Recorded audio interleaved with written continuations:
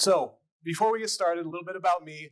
I won't give you what Salon and Veronica heard before because they heard about my MMA days and fighting at Battle in Seattle and when I was a goth when I was like 15, and they know way too much about me already. So and they can't share those things. But I made it out. I'm okay. I have a wife, 2 kids. That's our dog Blaze. Super grateful to be where I'm at, and that's my team. I'm super proud of them. We have a team of about 20 down in Vancouver, Washington. So not Vancouver, BC. Everyone thinks we're Vancouver, BC, but in Vancouver, Washington. And we work with companies from Fortune 500 global in like 24 different countries, all the way down to a small business down the street. So some of the stuff I'm going to share with you is basically some of the consistent things I've seen from those companies that they have, I would say is lacking, but we like to call those opportunities. Some of the biggest opportunities that they have, and two of those things are really understanding their customer, because most people think they understand their customer, but if you don't know psychology, you don't actually understand your customer. And if you don't truly understand your customer, you don't know how to market to them or to sell to them in this case. And then I'm also going to share with you a simple strategy framework. This is something that we've implemented at Fortune 500 companies that have made huge changes all the way down to a small business. So it's something that's totally scalable. And then we're going to talk a little bit about the future of digital marketing, because that's one of my favorite topics as well. So we'll dive into that. So the reason simplicity is so important. Complexity is the enemy of execution. So when you're setting out to do a strategy and it's super complex, you can feel really good about yourself. A lot of times that's why we want to make things so complex and pat ourselves on the back and look how smart I am. But really it's about simplicity, and it's about where should I be consistently putting my attention that's going to produce results. And so I've distilled all the complex things down to very, very simple steps, to the point where you'll be like, well, yeah, duh. But then I'll break it down. So we'll start at the 30,000 foot level. When I talk about strategy, I use terms like zoomed out, which is often high level. We might be talking C-level execs, things like that. And I might be talking about zoomed in. And there's different levels, especially when you scale to larger organizations. You're going to have different layers that need different information. And so we'll talk a little bit about that as well. Simply put, you need to know and love your customer. I mean it in that exact fashion. You need to be obsessed over serving your customer at the highest level. You need to know them deep psychological understanding of your customer. And I'll go into that in more detail, but think about it. When you know your customer that well, how hard is it to get the right message to them that resonates, right? Once you know that, then you just need to align your strategy. Once you have all the insights, it's about finding the gaps in your desired state, your desired customer experience, all the different gaps and opportunities, and then it's about aligning that. And there's a lot that goes into that, obviously. But the last thing is to monitor, measure, and adapt, because things are constantly changing. You need to, what gets measured gets managed. Remember that, what gets measured gets managed. You need to measure, you need to be able to adapt quickly. I wrote this book, which I go into this a lot more in the book, but I wrote this in 2019. I didn't think it was about how to create a strategy that would be successful now, that would also get you through the coming technological changes and revolutions that are happening, so you'd be able to adapt through that. I didn't think about how it would apply to a global pandemic, but our customers who had implemented this thrived. They thrived in that market. I'm not going to go into all those stories, but they really did. So let's dive a little bit into knowing your love and loving your customer. There's a lot that I could talk about here, but one of the things that we first start when we start a strategy, and this in the beginning, this is probably about 80% of the work, is what I call the 4 C's of audience insights. We need to understand the customer and get all the customer data, and not just data. We need to get the emotions. We need to get the deeper reasons behind why they purchased our products or service. And just so you know, spoiler alert, they're not buying your products or services. They're not. They're literally buying a feeling, an emotion, a story that they're telling themselves of what that product or service will do in their lives. And we need to know what that is. And then we need to understand your company. Why is it that they choose your company? What unique value, or you might be looking at a unique selling proposition in those cases, what is that you provide to their company that's unique that your competitors don't offer? Why do they choose your competitors? And then why, or what channels, what's their behavior like? What path are they taking? Because if you think about it, if you know your customer that well, you can get the right message to them. You know the path they take each day. How hard is it to get that right message in front of them at the right places and times? So that's the simple version of it. Obviously, each one of these we could drill down into more. But I love this quote from Peter Drucker. He says, "The aim of marketing is to know and understand your customer so well the product or service just fits them and sells itself." And so I would take that one step further is I think you need to know the customer better than they know themselves. When you survey your customers and they give you an answer of why they bought your product or service, that's not why they bought your product or service. I don't know if you guys have ever been in an argument with a significant other and they're upset about something and you're talking to them and you're like, and then you find out later that wasn't what they were upset about. It's usually a feeling, it's something else behind that, what that means to them, the story they're telling themselves about that. It's exactly what I'm talking about. The reason they tell you they buy your product or service isn't actually the reason why they buy your product or service. So I'm going to give you an honorary degree in psychology today. For those in the education, no, I'm not actually. Sorry, I can't say that. No, I am going to give you a deep level of context that is. I'm like literally. I was going to go back to school. I was thinking about getting neuroscience and other degrees and things like that because I like literally I'm that passionate about human psychology.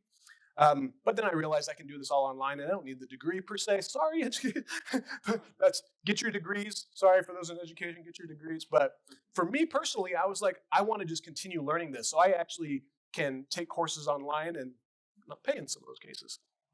This was a study done by Harvard around purchase decisions. And so this is important. That 5% is what they're telling you. That's the conscious mind. That's the explicit information that someone's sharing with you of why they bought your product or service. So when they're going through that purchase decision, there's only about 5% of it that's actually done in the conscious mind. I won't get into this too much, but if I talk about autopilot and manual mode, autopilot is the subconscious. We're normally in autopilot about 95% of the day. And then we can switch to manual mode about 5% of the time. So 95% of your purchase decisions are actually made in the subconscious. And so we're going to dive into that a little bit more. I'm going to give you a brief understanding of the brain just because I think it's helpful. And I won't go into all the evolutionary reasons why, but from a biological perspective, we have a neocortex, which is the rational or thinking part of our brain. Most of y'all know this, right? And then we have the limbic system, which is more for emotion, the feeling brain. It's where we create associations of pain or pleasure, memories of a pain or pleasure. And then we have the reptilian part of the brain, which is instinctual. It's all about survival. It's often one of the driving reasons behind a lot of our decisions.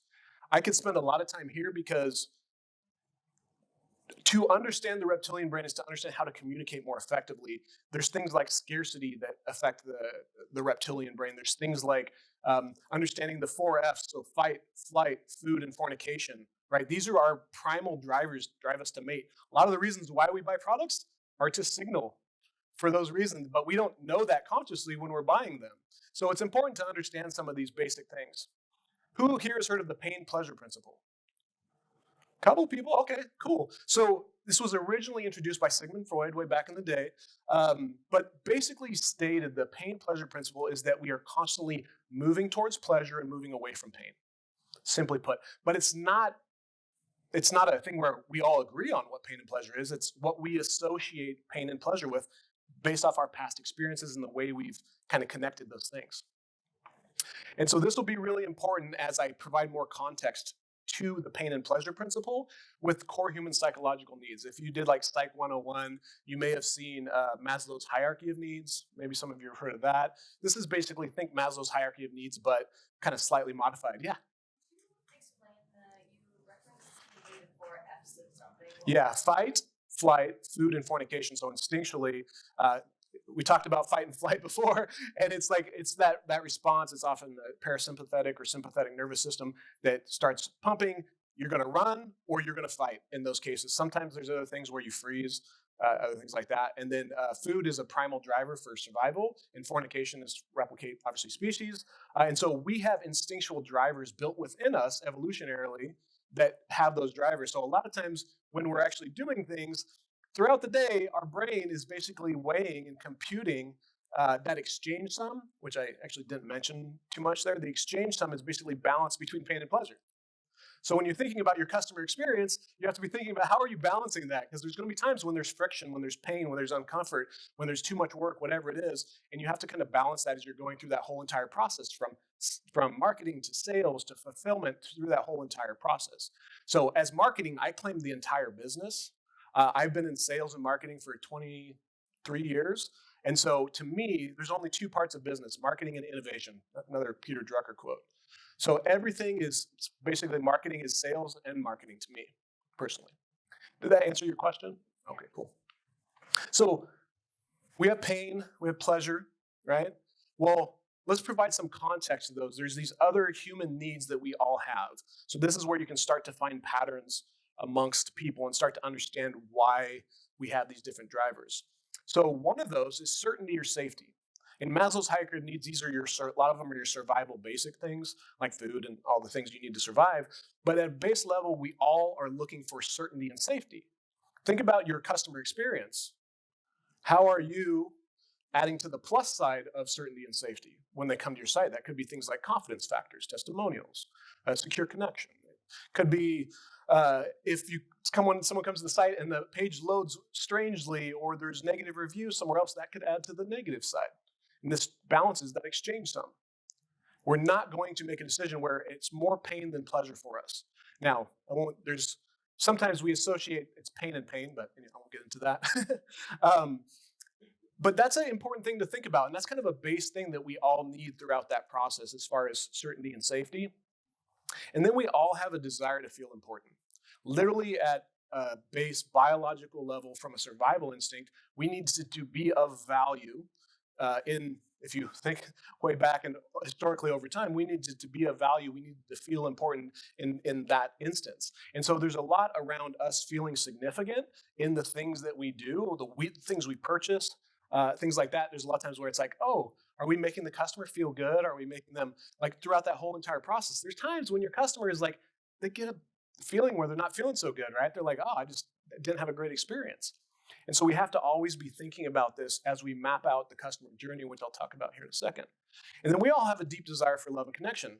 At the base level, most of these needs, there's the survival, and then everything kind of comes back to our need for basically self-worth, being worthy of being loved. At the end of the day, everything trails back to that. We often don't know it consciously, but if you follow the path, it all ends up back at that point.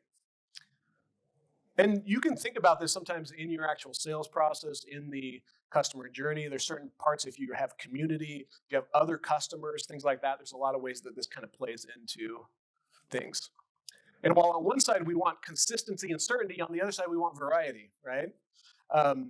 And certain people are going to have higher needs. Like, these aren't all going to be the same for everyone. Like, I used to have a very high variety need. I was in entrepreneurs like myself, people who like to travel a lot, they're more willing to take risks, have usually a higher need for variety. And you can start to find these with your specific customers and understand what are their top two driving needs. If you understand their top two driving needs, now you're actually building rapport with them. You're building digital rapport throughout the process. So when you hand it off to the sales team, they're also speaking the same language, and it continues throughout the whole entire journey.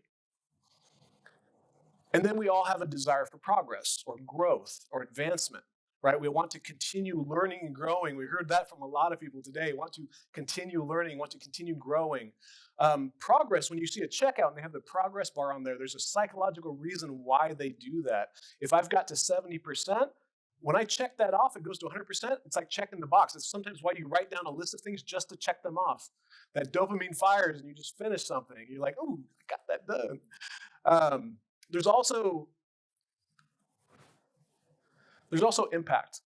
This tends to be, we start out at survival needs, and if we don't meet our survival needs, it looks from like the Maslow's hierarchy of needs.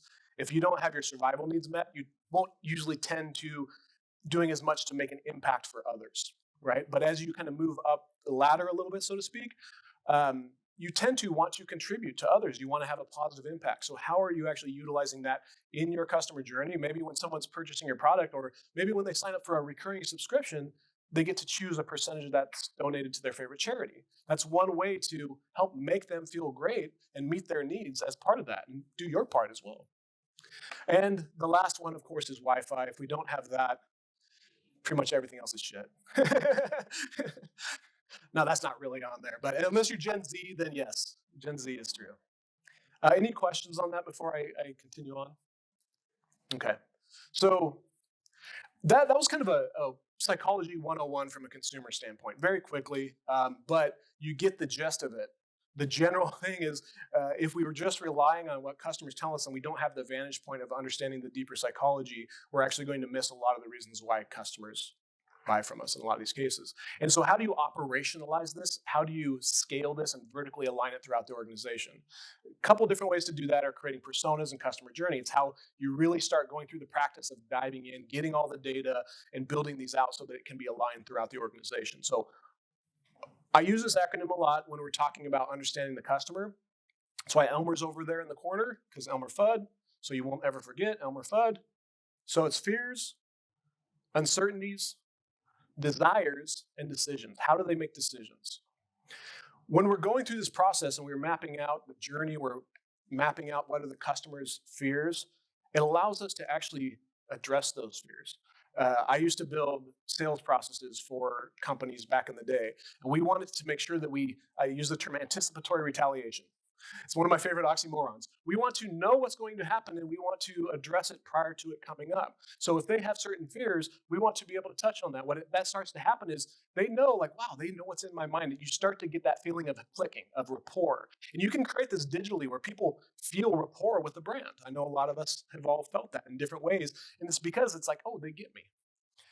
This is an important part to that because if I have uncertainties and I'm going through your process, a lot of times we have all this jargon in our industry, but our customers don't know all the different jargon. I'm throwing out CRO and UX and SEO and PPC and all these different things, and they're going, "Oh, okay, like I don't know all these things." And so we want to make sure that what are their uncertainties, what are they unsure of, and a lot of times you don't know unless you ask. And then desires and of course decisions. And this kind of aligns with the pain pleasure principle a little bit as we go through this discovery process with our clients. Their fears, we also are looking at pains, and their desires are also pleasures. And then this decisions is really understanding what are their driving force needs behind that. So here's a simple concept. a lot of times, uh, a lot of times customers miss this simple thing that's right in front of their face. Is a great way to actually learn is to talk to your customers. If you, depending on what type of business you're in, say you're in a B2B space and you have three customers, they've been with you for years and years and years. You love working with them. They're profitable. You enjoy working with them, and that you want like if I could get 10 more of these clients, like I would do that all day long. You need to sit them down, take them out to dinner, have some wine, drinks, and just tell them, say, like, you're one of our favorite customers. We love working with you. We've had this great relationship, and I want to know more about why and how we can serve you better, but also how we can find more customers like you. Great opportunity to ask for referrals and other things too, but do that. And as you get that information, you will be so surprised. What happens is all these little distinctions. Like I'm a collector, I think of it as gold nuggets. All these little distinctions, and it goes along with learning. Like all these little distinctions are just little things, little tweaks, little tweaks. Those little tweaks add up over time, and all these little distinctions. Sometimes I've sat down with a customer and I've heard something and it just blew my mind, and I was like, one simple change and we fixed that. So there's a lot of data, a lot of emotional data sometimes too to understand as well. Sometimes if you're in an agency setting, you may not be able to talk to your client's customer. I'd recommend it regardless, but you can often talk to sales and customer service. We often, whoever's on the front line who's talking with the customers, often we want to involve them in the process because they're hearing the customer's concerns quite often. They know these customers say this over and over and over. They know the objections, they know the concerns, they know the desires. And so we want to mine that information from them as well.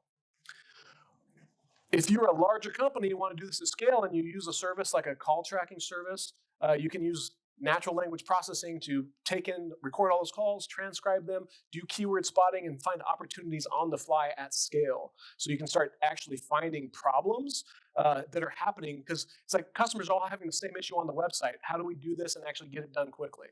You can actually take that at a high level. So there's a lot of things that some of this may not apply depending on the size of your business, but as you go to scale, some of these kind of things can be done. And this is just an example of what that looks like. So it starts to pull out keywords and you can drill down, see how many people called in and started asking and telling about this problem or asking about this thing. For content marketers, this is gold. If you're thinking SEO or content, there's so many opportunities, and in social media, all these different opportunities, there's so many opportunities of just what are your customers, what questions are they asking, what concerns are they having, because those are all identifying things that you can then get back out. Because I guarantee you, if they're asking it on the phone, they're probably also searching it online. There's this tool, Claritas.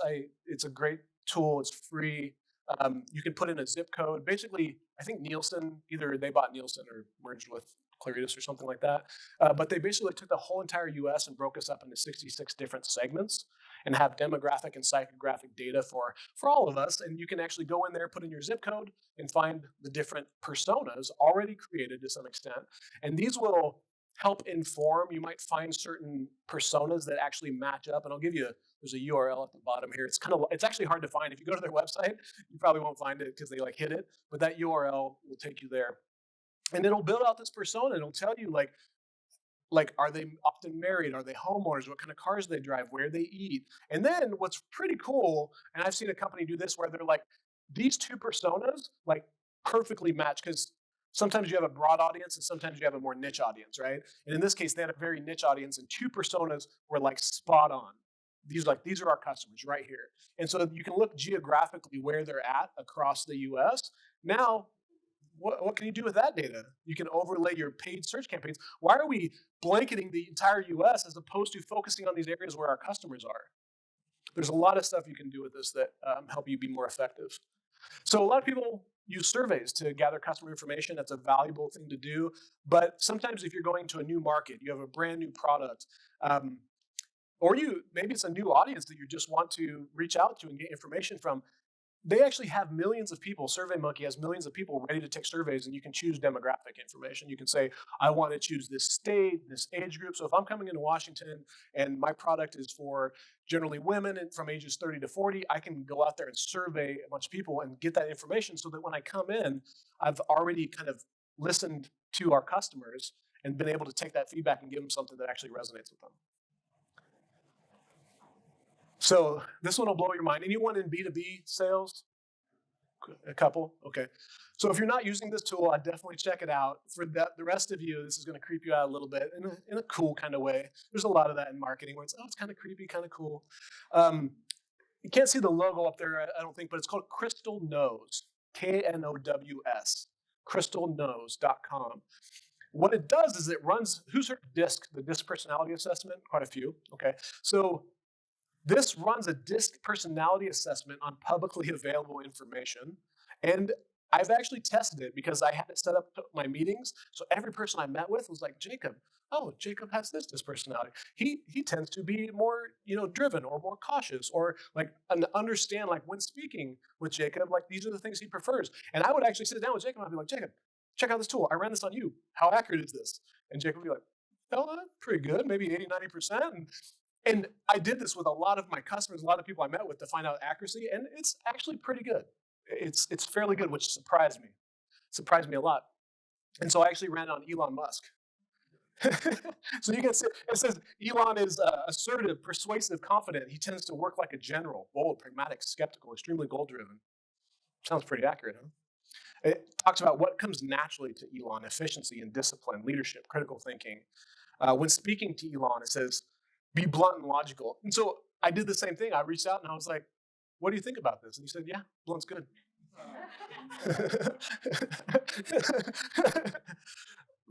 Sorry, I had to throw that in there.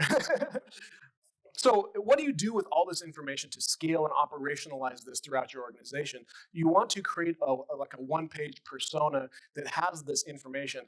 There's different types of personas. So sometimes people, depending on your audience, if you have a really broad audience, you might segment a lot of different people, or you might create a general kind of persona that's not so much demographic, psychographic information, but more feeling related. What are their fears? What are their uncertainties? What are the different things and challenges they have? How do they want to feel in these times?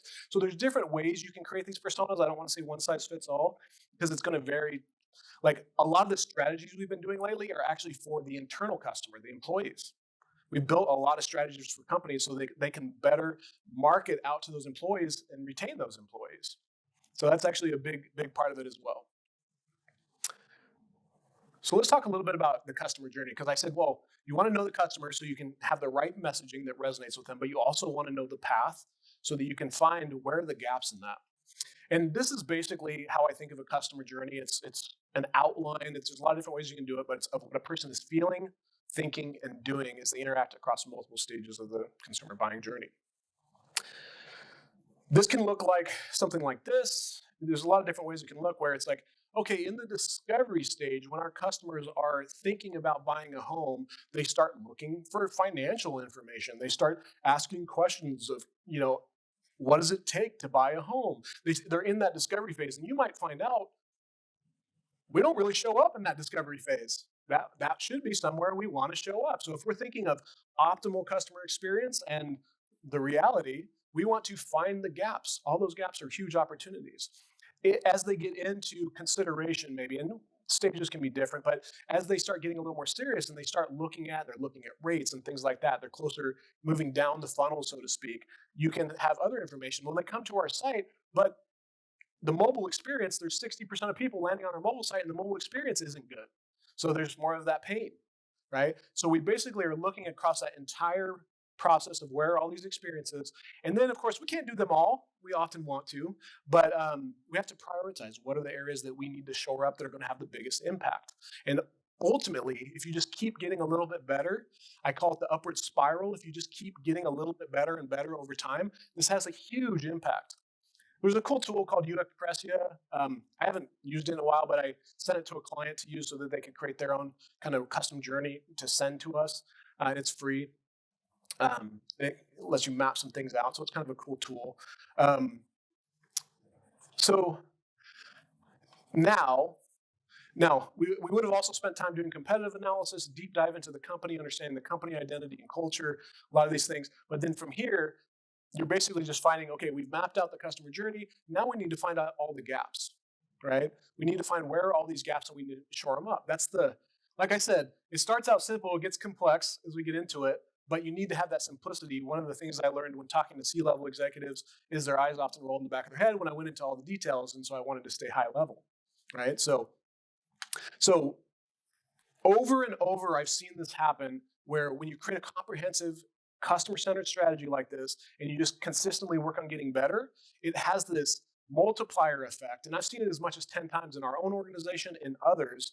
And I'll give examples as we go through where I've kind of seen that, how that's happened. I forgot to talk about stories. Who forgot to remind me? No. Let me really quickly, I want to touch on this because I used to do sales training in early 2000s, and I had a sales training called Mind Your P's and Q's. And the P was the pain pleasure. It was actually a P3. It was pain pleasure principle, and the Q's was questions, and a small S was questions and stories. Questions guide our attention.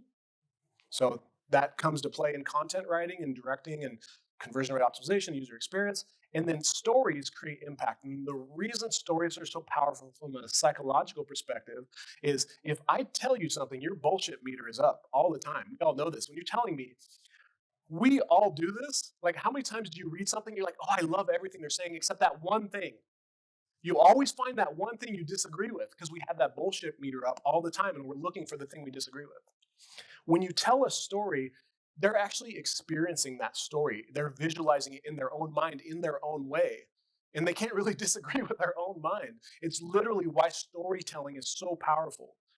So, anyways, wanted to touch on that. So, one of the reasons I love about story. So, as you start aligning your strategy, you need to think about things like channel mix.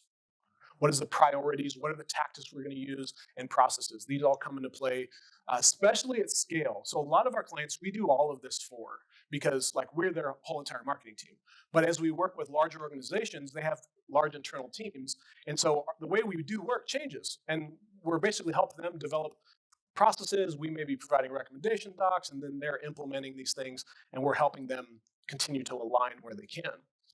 So I created this about 10 years ago. It's a simple visualization, but it's highly effective. And if you want to use it, feel free to steal it, use it.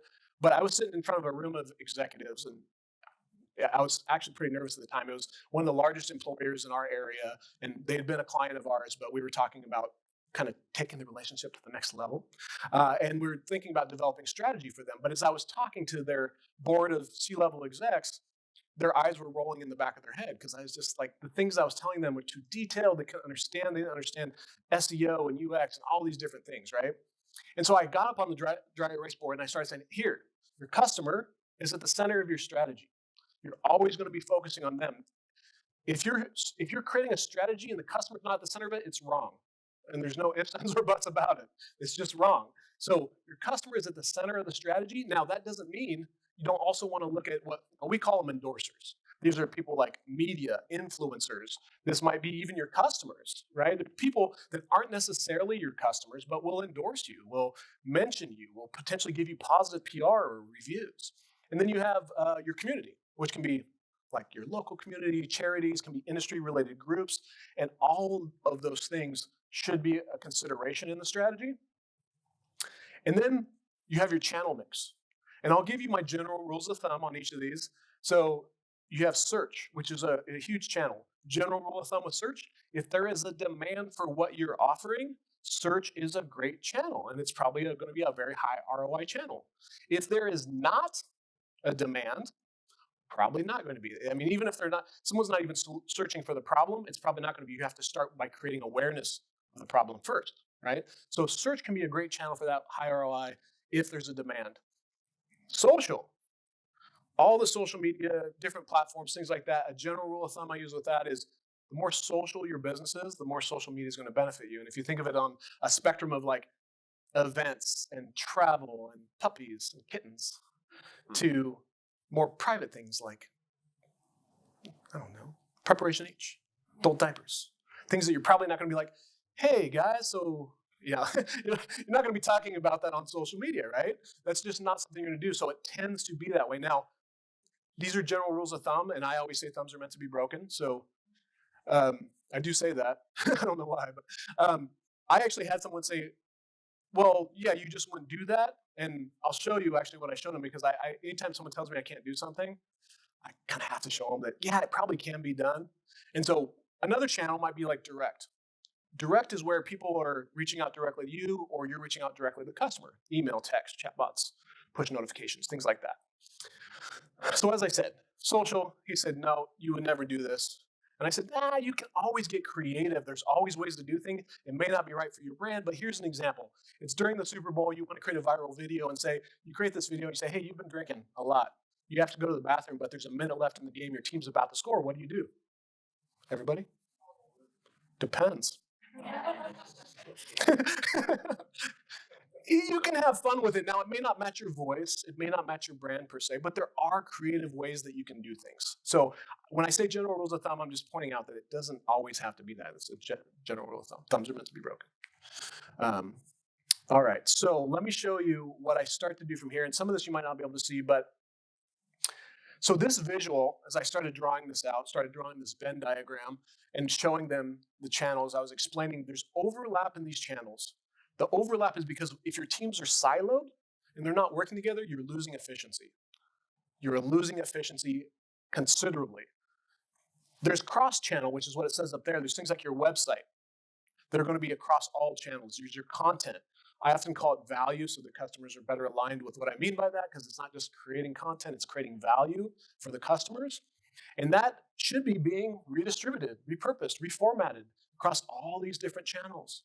You have your user experience, your brand, your messaging needs to be consistent, your public relations and reputation management all benefit from all these channels. They all lift. And then everything should be measured. It's a simple thing. So I was drawing this out and they're starting to get it. I start seeing heads nodding and going, okay, yeah, like I see what you're saying here. I see what you're saying. And I'm like, in search, you have tactics like organic SEO, you have social media. In social, you have organic social and paid media is what I meant. And then in direct, you have things like chat, push bots, notifications. There's a number of other things. There's automation. There's a lot of different areas from that perspective. But now it's like, okay, here's a general visualization of what your channel mix looks like. Here's what your current strategy looks like. And so I erase everything and I say, here's what it looks like.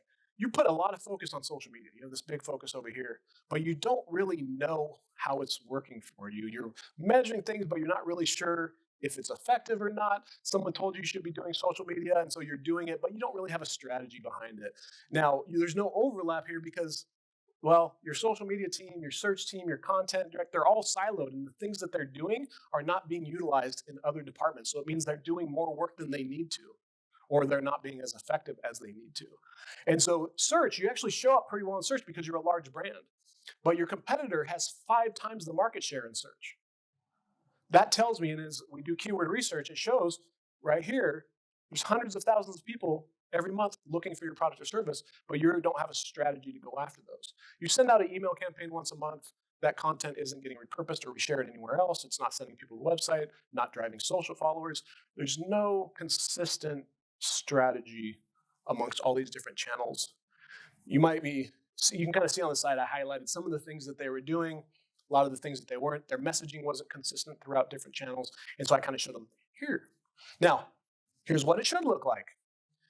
Your biggest opportunity from conversions driving revenue, which was their goal. We want to drive more customers. We want to drive revenue.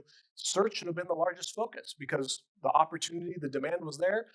When we do competitive analysis, their competitors were getting a lot more traffic from search than they were. So they had that opportunity to do that. Social should still be a big part because they have tons of customers. And it was more of a social proofing part of the process, more of a community building, more of a customer service element than a conversion driver, though it did drive some conversions.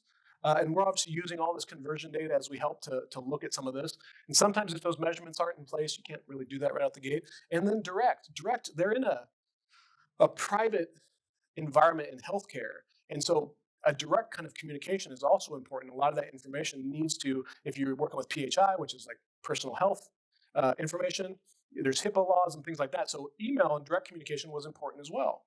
And just building that community and that relationship as well. And then you can see the kind of ring there. And that was because we need to show them. One of the things we did with this hospital was they had 250 physicians. And we said, if they just create one piece of content a year, it will change the game for them. And that's what they did is they activated, they incentivized, and actually rewarded everyone. All of a sudden was like, oh yeah, like I wrote this great piece and they're sharing it with the other doctors. And because I won't get into the personality of the doctors, but significance is high on the scale, let's just say. So that was an important thing. And that content was extremely valuable and did really well. And so we provided a platform for them on how to do that. And anyways, a lot more we could go into there. But what ends up happening is when the average consumer these days touches about 14 sources prior to making a purchase. So what you want to do is you want to be in those sources. And what happens is it's like gravity pulling to the center. So they might find you in search.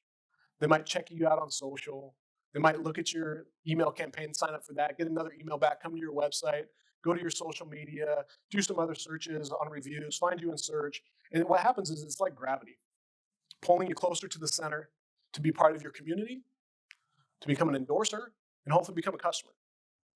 But this is where most marketers bother me, is they stop there. Marketing doesn't stop once the lead is created. It doesn't stop once a person becomes a customer. It continues on. And so if you have really done a great job of communicating all these things to the customer, and they feel that rapport from the marketing, they call up and they're talking to sales, and sales is addressing some of the same concerns, and then they come through in fulfillment and they get onboarded, and all of a sudden there's no alignment there. It's not the same experience. The product or service is not the world-class thing you sold. So you have to look at that whole entire process because ultimately you want to create brand champions. You want to create people who love your brand and who are marketing for you. It's the whole job. Now, it's obviously a little more complex than that, but that's the simple version of it.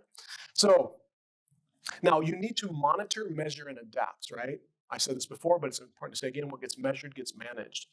We want to, and this is what I explained in the book, was in order to future-proof and be able to quickly adapt to technological changes or environmental changes or whatever they are, you need to have the finger on the pulse of your customer. So you need to have the finger on your pulse of your customer. So I'll talk a little bit about feedback loops and how to do that as well.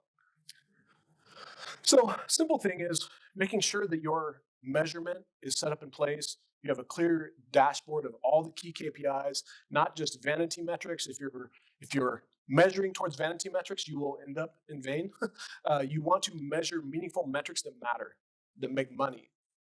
It's really important. And so you have that dashboard and you want to close the attribution gap. For some of our customers in e-commerce, this is simple, right? Because I was meeting with a customer last week and year over year, we could show revenue exactly. It was 600,000 last year. It's 2.3 million month over month this year. Exceptional. Like, that's awesome. We can see which channels all were involved in creating that revenue. If you're driving leads, if you're driving offline conversions, closing the attribution gap can be much harder, but there's a lot of ways to do that. And what was his name? YOLO? I thought maybe, and I was like, maybe I misheard that. But maybe that's something YOLO's working on. I don't know. Is that something you're working on? Closing the attribution gap? A little bit? Okay, cool. We'll talk about that. So I mentioned feedback loops. This is really important. So who is the number one customer in any business? Yes. Yes. Yes. You didn't even hesitate. Didn't even hesitate. It's employees. It's your employees. It took me a while. I'm a slow learner. It took me a little while to learn this in my business. I wanted to, customer was number one always. That was what you learn. But if you want your customer to feel like they're number one, your internal team needs to feel like they're number one because they're going to treat the customer how they're treated. So a tool I highly recommend, one of the best investments we've ever made, I get no promotion from this, is Office Vibe. We use this internally. It's a feedback loop where we're constantly hearing from our team members. They're providing feedback. We're measuring engagement. We're measuring relationship with peers, with manager. We're measuring recognition. We have all these different things in place so we can see that. And you can see over the years, as we've implemented this, consistent upgrade. What's been so cool about this is some of the feedback we've gotten from this that we've implemented, like one of them was, love it. The quality of recognition is great. The frequency, this was like 4 years ago, frequency, it could be better. And we consistently heard that. So we said, okay, let's find a solution for this. We use a tool called Bonusly. That democratizes recognition amongst the team, and the team gets points, and they can recognize other people. It aligns with your values, and they start democratizing recognition. Recognition goes up. Anyways, I won't get into all the other reasons why that's important, but it's really important. We do the same thing with our customers. We're tracking NPS, Net Promoter Score. We're constantly seeking feedback from our customers. So we know if something's wrong because what ends up happening is, generally speaking, so my wife, if this is being recorded, I love you, honey. When we go out to dinner and we're having something and my wife's food doesn't come out the way it should, she doesn't want to usually say something. And I'm like, no, they would rather know. The problem is your customers are the same way. About 60% of them won't say something unless they're really prompted to say something. And so it feels uncomfortable at first because you don't want to be like, oh, are there problems or things like that? But it's really important. And we've seen this drastically improve we get most of our business from referrals. Our retention rate is off the charts these last few years. And a lot of this is because of our team and how well they're aligned, how well they're taking care of the customer, all the different things we have in place. So every time I complain, I'm actually helping them. Yes. I'm doing a good job. We have trained some of our customers on how to complain better. there's ways to complain to get a better response, but yes, it's important. Like one of the first things, if we're bringing on a customer, we often kind of go through the transparency conversation with them, and we're like, transparency, communication. We're not going to tell you what you want to hear. You're never going to hear that from us. We're just going to tell you what we see and how it is. We're not going to be telling you this or that, but we want you to do the same thing with us. Communicate, open, honest. If you're upset about something, we can't fix it. And sometimes they tell us and they're like, oh, well, that was sent to you. It was in your inbox or it was like in your spam or whatever. Well, okay, we solved it. But once we start having that relationship where they feel okay to do that. So there's a lot of emotional intelligence that goes into managing clients, managing teams and things like that. So this is just kind of sums it up is it really, if you just obsess over your customer, you follow this simple framework and you really work on executing it, just getting better and better at executing it effectively. And you're working on committing to providing the best product or service in your industry, and then making sure you're measuring the metrics that matter. Your customers will, your business will have incredible success, and then your customers also will because you're creating a much better product or service. Whew, that was a lot, right? It was good. We're not done.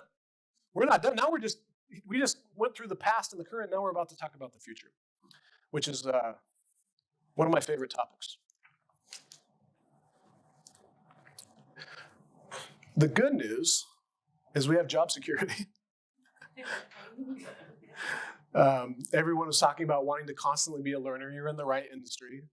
It's one of the things I always said is like, I want to be a lifelong college student. And I was like, that's one of the reasons I got this. And then I had to learn way more than I really wanted to. But then I was like, okay, look back on it. It's like, it helped me be a better person. Okay, that was tough. But the future of digital marketing is extremely bright for us as a workforce. A lot of the things that are happening in technology are going to disrupt a lot of other industries. From robotics and automation and a number of different things. And not that our industry won't be impacted, but if you're a lifelong learner that always wants to innovate and adapt, you're going to do well. I mean, there's so many different emerging technologies and trends that are happening right now, from artificial intelligence to to the metaverse, all the buzz around that. One of our clients does a lot of work in that space, to NFTs and search engines that are constantly changing their algorithm, social media, new platforms. You got Web3, Jacob talked about that yesterday. There's all of these different things happening. And so when I wrote this book, you got your pictures? Okay. When I wrote this book, Future Proof Your Marketing, I wrote it in 2019, and that list has already expanded in those few years. But one of the things I mentioned in that is what I was trying to do, and I'll show you next, what I focused on was what I call macro trends. We often get distracted by the next flashy thing. Our clients in education calling us up and saying, hey, I need to be in the metaverse, and I need to do it right now. And I consulting them through that process of, okay, yes, let's talk about timeline. Let's talk about how this might actually make sense and how we look at that. Because if you keep chasing technology, you're chasing the wrong thing. You should be chasing your customer and following them wherever they go. And if you get really good, the third step behind monitor, measure, and adapt, or I guess the fourth step, would be once you get to know them so well and you've been working with them for a while and you get that part down, you start to have that rapport. You start to lead the dance, and you can actually start to, rather than listening and responding, you can start to actually proactively lead them in new directions, right? And big, really good brands do this a lot. They're often leading their customers in certain directions because they know the customer and they're anticipating their needs and then delivering on them. Right, so that's a lot about what I talked about in this business. And ZoomInfo is one of the companies that we helped and won an award for. The CEO just is telling you should read my book. So in the book, actually, initially in 2015, I shared what I called the 3 Ps, which I looked at those as the macro trends that were driving digital marketing, because often we were working with our customers and they wanted to know what are all the new things happening. And then there's just so many things. And so I said, let's look at come a level up and what are the macro trends that are driving these things that we need to look at. And so I shared what I call the 3 Ps. Obviously there's a 4 up there, so there's a fourth one, but it's personalized, predictive, and proactive. You like seeing that predictive, don't you? So I'll give you an analogy that I like to use with this. And say you hired an executive assistant and you're like, I'm going to pay you a nice salary. And they come in and don't really get to know you. They're just, okay, doing these things. Don't really actually know, your taste. They don't really predict what you need. You ask them something, maybe they'll do it when you ask them, but otherwise they don't do it. They're probably not going to be around very long, right? You want someone who's going to come in, who's going to get to know you. So everything they do is going to be personalized to you specifically. Like your calendar appointments are set this way. When you take lunch, you do it this way. When you have meetings, you want this much time in between. You want these reports. You want that. They personalize everything to you.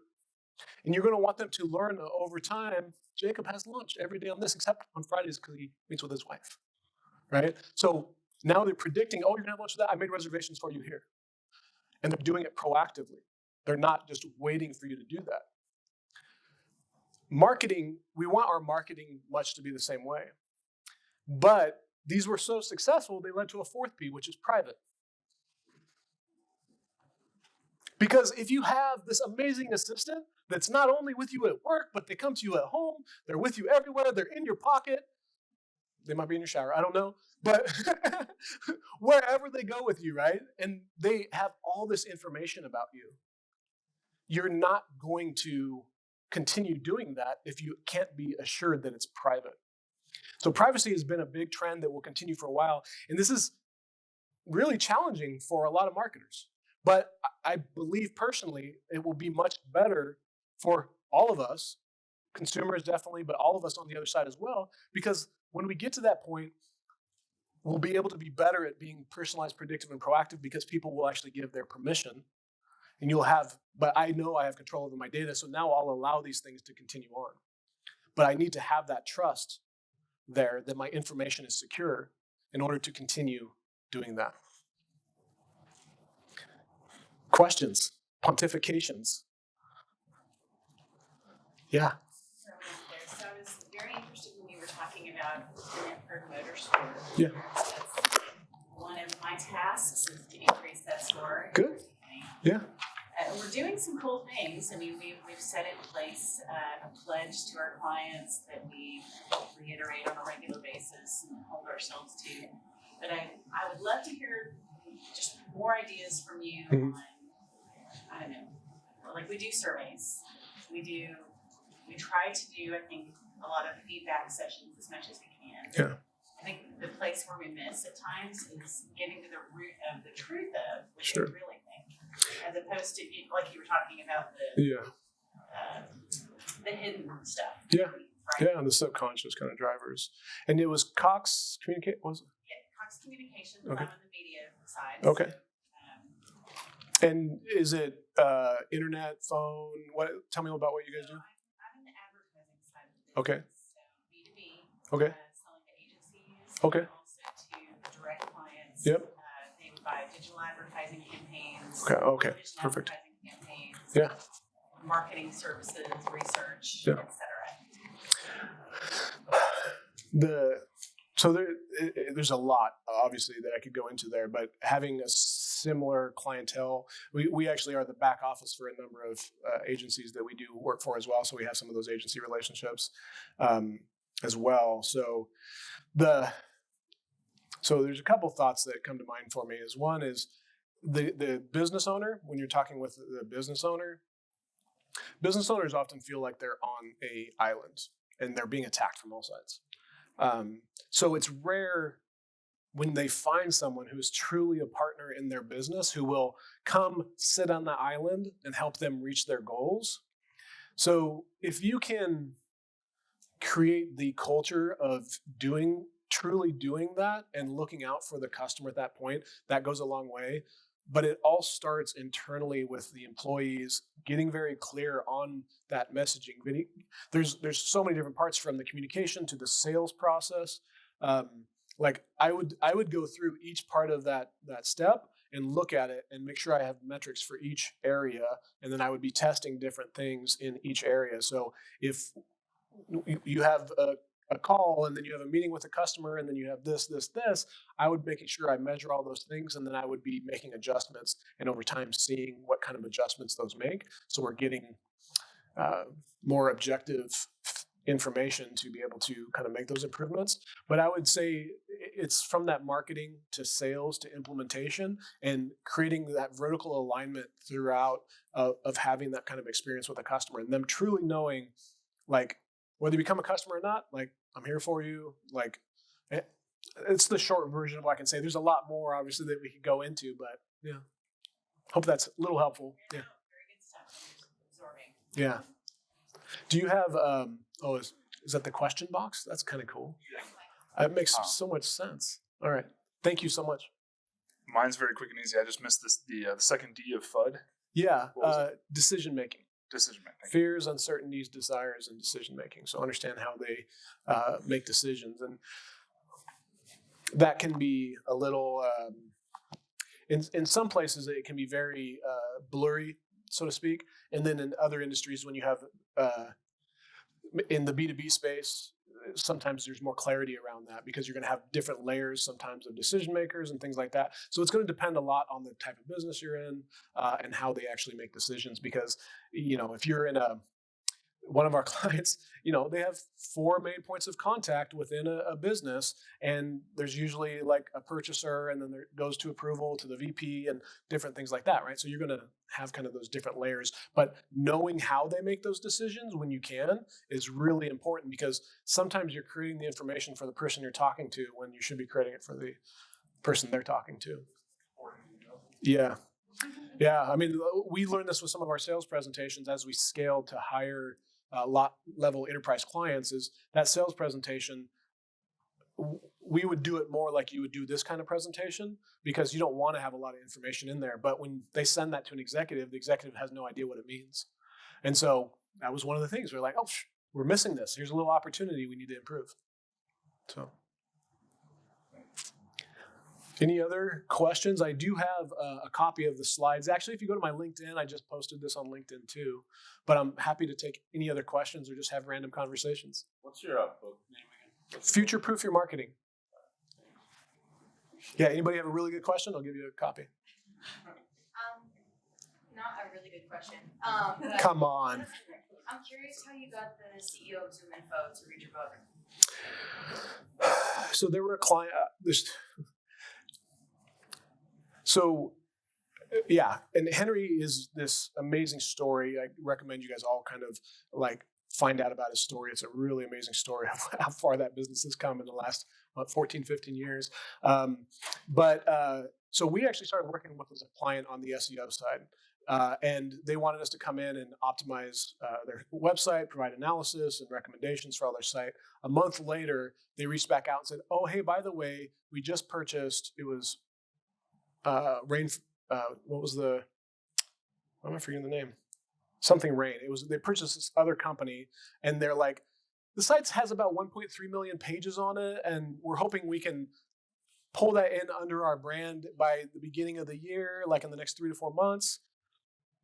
It was like, and it's funny because we all sat there kind of like, what? Like, are you kidding us? And then we like I said, if you tell me I can't do something, I'm going to figure out how to do it. We actually analyzed everything, figured it out, and we said, well, we're not going to redirect, because for those who know SEO, there's a lot of equity built up in all those pages. If you think of it like real estate, and there's all these houses out there, how are you going to transition and make sure those addresses are all forward and all the right things are coming, the traffic, all those things are coming to the places you want them to go, so to speak, right? And so there's 1.3 million pages on that site. What we had to do was we had to analyze all that data and then determine which ones are the most important. And we thought we could probably get it down to somewhere around 10,000 most important pages. Do you use text mining to identify what the most important pages are? In that case, we didn't use. We used a lot of scraping and a lot of data analysis, but not to determine the importance of the page. We used traffic, conversions, links, social shares. There was a hierarchy of what was linked to that page. So if they determined it was important, similar to what Google looks at, is if they linked to it from one of their main pages, it's important. But the key thing we found was the site only had 300,000 pages indexed of the 1.3 million. And so we looked into that, and they said, well, they have this directory of all of these companies and people, and that's kind of what ZoomInfo does. It's a huge, organizational kind of directory. And so they're like, should we move that over or not? And we're like, yeah, you need to move that over. And so what we actually did was we created a better structure so that all of those pages were indexed, and we set it up in such a way, and there's a lot of technical stuff from the SEO side that we had to do to make sure that those pages were being crawled correctly, that all of them were indexed. But once that new site went live, it went to like 1.7 million pages in the index. It was crazy. Their traffic, so their page one keywords grew by 1,400%. Their traffic grew by 400%. And this is taking both sites into account, not just from the one. It was both sites, and then up from there, 400% increase, and then there was like a 200% increase in conversions. And so we won an award for that. So that's why Henry, that's why he did that. Yeah. So a lot of the stuff I'm talking about informs. That's why that kind of having that data in there to inform you about the customer is so critical. So yeah, it was a good question. Thank you. Yeah. I had one more for you. Yeah.